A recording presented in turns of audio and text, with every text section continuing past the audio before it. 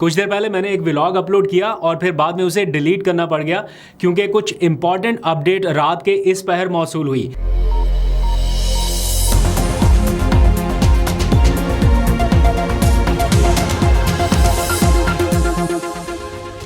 बिस्मिल्लाहिर्रहमानिर्रहीम, अस्सलाम वालेकुम। पाकिस्तान और दुनिया भर में देखने और सुनने वालों को अब्दुल कादिर का सलाम। जो बात आदिल बाज़ई कह रहा है वही बात तो ज़ैन कुरैशी भी कह रहा है, तो लोग ज़ैन कुरैशी की नहीं मान रहे, आदिल बाज़ई की क्यों सुन रहे हैं? कुछ ही देर में इसके ऊपर बात करते हैं। लेकिन फ़िलहाल सुप्रीम कोर्ट ऑफ पाकिस्तान की जो बिल्डिंग है वहाँ पर तामीर व मुरम्मत का काम जारी है। कुछ स्ट्रक्चर जो है वो बदला जा रहा है, कोई नई चीज़ें ऐड की जा रही हैं।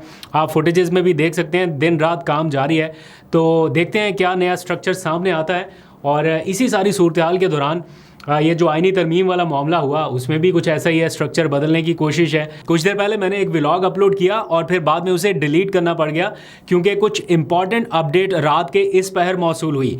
पाकिस्तान तहरीक इंसाफ की सियासी कमेटी का इजलास हुआ और उसमें कुछ बड़े डिसीजंस लिए गए, उसका एलामिया भी जारी कर दिया गया। अब ट्वीट्स भी सामने आ गए हैं, तो सोचा कि वो व्लॉग डिलीट कर देना चाहिए क्योंकि उसमें पहले से दी गई इन्फॉर्मेशन शामिल थी जिसको बाद में सियासी कमेटी ने वीटो कर दिया और ये फैसला तब्दील कर दिया। पहले ये फैसला किया था पाकिस्तान तहरीक इंसाफ ने कि जजेस की तैनाती के लिए जो 12 रुकनी कमेटी कायम की गई है पार्लियामेंट की, उसमें पीटीआई शिरकत करेगी। उसके लिए 3 नाम भी दे दिए गए, जिसमें सेनेट से बैरिस्टर अली जफ़र थे, कौमी असम्बली से बैरिस्टर गौहर और हामिद रज़ा, इन दोनों के नाम शामिल थे। तो टोटल 3 मेंबर पीटीआई के शामिल थे।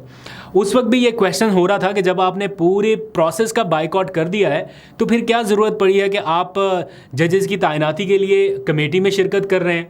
अगर वहाँ पर जाके आप वोट दे देते हैं किसी एक जज के हवाले से, जो कि लग रहा है कि आप मंसूर अली शाह को वोट करेंगे, और वो नहीं बनते चीफ जस्टिस और बाकी कमेटी अक्सरियत से किसी और को बना देती है, तो जो शख्स भी चीफ जस्टिस बनेगा उसके जहन में ये बात रह जाएगी कि पीटीआई ने किसके लिए वोट किया था और किसके लिए नहीं किया था। तो ये बड़ी एक ट्रिकी मूव थी जिस पर सब लोग क्वेश्चन उठा रहे थे। लेकिन पीटीआई का ये मौक़िफ़ था कि हम प्रोसेस का हिस्सा बनने जा रहे हैं ताकि मैदान को खुला ना छोड़ा जाए। अपोजिशन लीडर उमर अयूब ने भी ये गुफ्तगू की। कुछ लोग कह रहे थे कि बहुत अच्छी बात है ताकि चीज़ें रिकॉर्ड पे रहें। अगर कमेटी में कोई बात होती है कंसेंसस से, या पीटीआई का मौक़िफ़ आना चाहिए पार्लिमानी जमात के तौर पर, तो उस वक्त इब्तदाई तौर पर जल्दी में ये नाम दिए गए।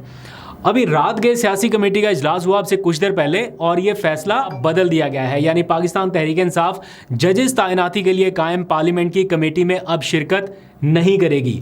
ये फैसला कारकुनान के दबाव पर हुआ या किसी ने वीटो किया या कोई स्ट्रेटेजिक शिफ्ट है। बहरहाल ये डिसीजन रात गए इस टाइम हुआ कि पीटीआई शिरकत नहीं करेगी। शायद पहले कंसल्टेशन नहीं की गई थी सियासी कमेटी से, पहले अनाउंस कर दिया गया, नाम भेज दिए गए, नामजद हो गया और अब रात गए ये डिसीजन हुआ है कि पीटीआई इसमें शिरकत नहीं कर रही। अब आप लोग बताइएगा कि कौन सा फैसला दुरुस्त है, पहले वाला या बाद वाला। लेकिन कुछ और डिसीजंस भी किए गए हैं, उसका बाकायदा एलामिया जारी किया गया। मैं जल्दी से आपको पढ़ के बता देता हूँ, वैसे आपको सोशल मीडिया पर भी मिल जाएगा। एलामिया में लिखा गया है कि पीटीआई की सियासी कमेटी का अहम तरीन इजलास अब से कुछ देर पहले हुआ, जिसमें तहरीक इंसाफ का खसूसी पार्लिमानी कमेटी के इजलास से मुकम्मल तौर पर अलग रहने का ऐलान सामने आया है। साथ ही पीटीआई ने मुनहरिफ अराकीन के हवाले से भी अपनी पॉलिसी जो है वो वज़ा कर दी है। एलामिया में लिखा गया है कि आईनी तरमीम के दौरान दोनों ऐवानों में वोटिंग के दौरान पार्टी पॉलिसी के खिलाफ वोट देने वाले अराकीन के खिलाफ फौरी तौर पर सख्त कार्रवाई अमल में लाने की मंजूरी दी गई है और इन अरकान की बुनियादी जमाती रुकनियत उनकी मनसूखी की जाएगी और साथ ही उनके खिलाफ हतमी तादीबी कार्रवाई भी अमल में लाई जा रही है, जिस पर इत्तफाक कर लिया है। यानी उनको डी-सीट कराने के हवाले से जो मरहला है अब वो शायद शुरू किया जाएगा। फिर ये भी लिखा गया कि पार्टी हिदायत की खिलाफ वर्जी करते हुए पार्टी से रवाबित मुनक़ता करने वाले दीगर अराकीन को भी शोकाज नोटिस जारी किए जा रहे हैं। यानी जिसने वोट डाला उसके खिलाफ तो कार्रवाई हो रही है, लेकिन वो लोग जो कहीं रिजर्व में रह गए, वोट डाला नहीं, लेकिन उनके बारे में शुबा है कि शायद वो किसी भी वक्त डाल सकते थे, लेकिन अब वो ये बहाना बना रहे हैं कि नहीं हम तो थे ही नहीं, हम तो कहीं साइड पे थे, सिर्फ राब्ता मुनक़ता किया था। तो उन लोगों को भी नोटिस भेजे जा रहे हैं कि आपने पार्टी की हिदायत के खिलाफ जाके राब्ता क्यों मुनक़ता किया। आपको सेफ जाने का कहा था, सेफ जगहों पे मुंतकिल होने का कहा था, लेकिन राब्ता मुनक़ता करने का नहीं कहा था। तो जिन लोगों ने राब्ते ख़त्म किए उन सबको शोकाज नोटिस जाएंगे। अच्छा जी, अब थोड़ी सी बात मैंने करनी है आदिल बाज़ई और जैन कुरैशी के कंपैरिजन के हवाले से सोशल मीडिया के ऊपर पीटीआई ने ये फैसला किया है, बल्कि आज अली अमीन ने डिक्लेयर भी किया कि आज रात 12 बजे तक, जब मैं ये व्लॉग कर रहा हूँ तो 12 से ऊपर का ही टाइम हो गया, लेकिन किसी भी वक्त आ सकता है या शायद कल आ जाए, तो उन्होंने तो रात का कहा था कि आज रात तक हम उन तमाम लोगों के नाम जो हैं वो मंजर आम पे ले आएंगे जिन्होंने इमरान खान की पीठ के पीछे छुरा घोंपा। तो इस वक्त जब मैं आपसे बात कर रहा हूँ तो उन लोगों की शनाख्त परेड का अमल जारी है जिन लोगों ने किसी ना किसी हद तक डॉज करने की कोशिश की।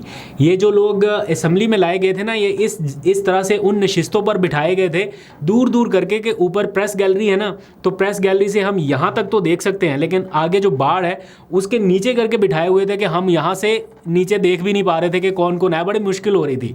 एनीवेज बहुत सारे लोगों के तो नाम आ गए हैं, कुछ लोगों के नाम लेने में हिचकिचाहट है पीटीआई को कि इनका नाम लें, इनका नेम एंड शेम करें या ना करें।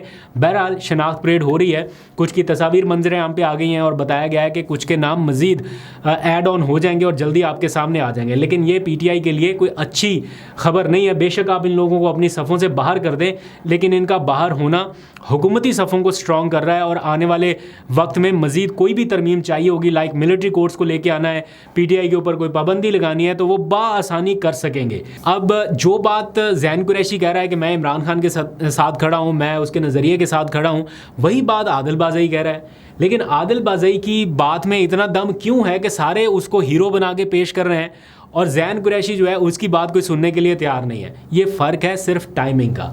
जो वो कहते हैं ना, मुक्का लड़ाई के बाद याद आए, वो फिर अपने मुंह पे ही मारना चाहिए, फिर उसको दिखाने का कोई फ़ायदा नहीं है। तो टाइमिंग मैटर करती। आदिल बाज़ई ने उस मुश्किल वक्त में, उस कड़े वक्त में, जब उसका प्लाजा गिराया जा रहा था, जब वो अपने पीटीआई के लोगों को कह रहा था कि मदद के लिए मेरे घर पहुंचो, जब पीटीआई के लोग उसको मॉरली सपोर्ट कर रहे थे, वो नौजवान खड़ा रहा अपनी जगह पे, नुकसान बर्दाश्त कर लिया, प्रेशर बर्दाश्त कर लिया, अपनी सीट तक की कुर्बानी दे दी। अभी थोड़ी देर पहले मैं देख रहा था कि इलेक्शन कमीशन ने उनको नोटिस जारी कर दिया है, क्योंकि नवाज शरीफ साहब ने अपने दस्तखत से एक रेफरेंस भेज दिया था स्पीकर कौमी असम्बली को। स्पीकर कौमी असम्बली साहब ने फ़ौरन इलेक्शन कमीशन को भेजा। इलेक्शन कमीशन इतनी जल्दी सुप्रीम कोर्ट का फैसला नहीं मानता जितनी जल्दी उन्होंने नवाज शरीफ और स्पीकर कौमी असम्बली का भेजा गया ख़त मान के जल्दी से आदिल बाज़ई साहब को नोटिस जारी कर दिया। तो बाज़ई जो है वो उसने एक नई तारीख रकम की है रेजिस्टेंस की। नुकसान बर्दाश्त करके भी उसने साबित किया है कि नज़रिए के ऊपर खड़ा हुआ जा सकता है। कोई इतना कमज़ोर नहीं होता कि चंद धमकियों से डर जाए या कुछ माली नुकसान की वजह से आप अपना आप सारा कुछ ही लिटा दो। तो जहाँ पे आदिल बाज़ई ने स्टैंड किया है, वहीं पे जैन कुरैशी साहब जो हैं वो असर के टाइम अपना रोज़ा तोड़ते दिखाई दिए हैं। बाकी दिलों के हाल अल्लाह ताला बेहतर जानता है कि किसी पे क्या मुश्किल वक्त गुज़रा वो हम नहीं जानते। अगर किसी के साथ वाकई में बहुत मुश्किल वक्त गुज़रा और वो दिल से इमरान खान के साथ हैं या वो दिल से उन्होंने किसी के साथ गलत नहीं किया, तो अल्लाह ताला उनके हक़ में भी बेहतर करे। इसी सारी सूरत हाल के दौरान अभी मैं थोड़ी देर पहले वज़ीर आला खैबर पख्तूनख्वा गंडापुर का एक बयान देख रहा था। उन्होंने एक बार फिर सूबाई असम्बली के फ्लोर पे खड़े होकर खुलेआम अल्फाज में कहा कि अगर सीनियर मोस्ट को चीफ जस्टिस ना लगाया गया तो हम फिर निकलेंगे। और साथ ही उन्होंने कुछ सोशल मीडिया वॉरियर्स के नाम भी पैगाम भेजा कि कीबोर्ड पे बैठ के या फेसबुक पे बैठ के पोस्टें करने से इनकलाब नहीं आएगा, आपको निकलना पड़ेगा, अगर बुज़दिल हो तो पीछे खड़े हो जाओ। बहुत सारे लोग ऐसे हैं जो अपना सीना लेके आगे आ सकते हैं। तो इस किस्म की उन्होंने गुफ्तगू की है जो इंडिकेट कर रहा है कि पीटीआई एक बार फिर सोच रही है कि अगर आने वाले दिनों में कोई वकला तहरीक शुरू होती है या कोई मूवमेंट शुरू होती है तो उसमें पीटीआई का क्या रोल रहेगा। तो ये मुकम्मल तौर पे खारिज से इम्कान नहीं है कि पीटीआई आने वाले दिनों में कोई मूवमेंट शुरू कर सकती है। और आज अली अमीन गंडापुर ने उसकी एक बार फिर, ऑल्दो के पिछला जो एपिसोड हुआ उसके बाद शायद कुछ लोगों को अभी लगता है कि अभी जो भी कॉल होगी वो वैसी ही होगी, उसमें कोई नया नहीं होगा, कुछ नया नहीं होगा। लेकिन इसके अलावा ऑप्शन भी पीटीआई के पास कोई नहीं है। अब जो भी होगा वो इसी तरह से कोई ना कोई मूवमेंट के नतीजे में होगा।